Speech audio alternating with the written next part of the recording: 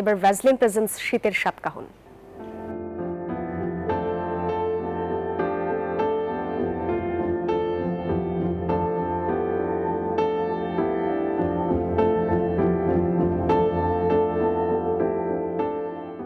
রংপুর অঞ্চলে জেঁকে বসেছে শীত।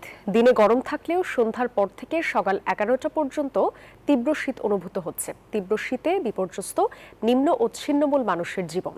স্থানীয় আবহাওয়া দফতর বলছে শীত এবার আরও বাড়তে পারে। রেজাউল করিম মানিকের পাঠানো তথ্য ছবিতে ডেস্ক রিপোর্ট। প্রকৃতিতে এখন অগ্রহায়ণের হিমেল হাওয়া বইলেও হিমালয়ের পাদদেশীয় উত্তরের জনপদ রংপুর অঞ্চলে শীত যেন জেঁকে বসেছে।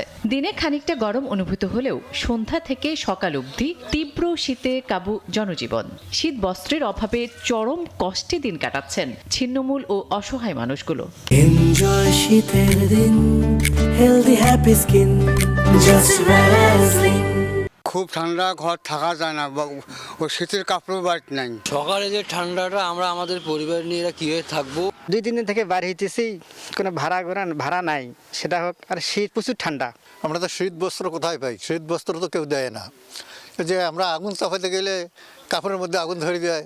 স্থানীয় আবহাওয়া দপ্তর বলছে ডিসেম্বরের শেষে শীত আরও বাড়বে। তাপমাত্রা এখন 11 থেকে 13 ডিগ্রি সেলসিয়াসে ওঠানামা করছে।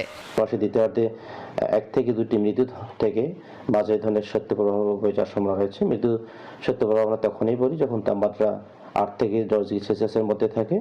শীত আরও বাড়ার আগেই স্বল্প আয়ের মানুষদের জন্য শীতবস্ত্র ও প্রয়োজনীয় ওষুধ সরবরাহের উদ্যোগ নিতে সরকার ও বিত্তবানদের প্রতি আহ্বান সচেতন মহলের। Desk report, news 24। এই শীতে নরম ও কোমল স্কিনের জন্য ব্যবহার করুন ভ্যাসলিন ডিপ রিস্টোর।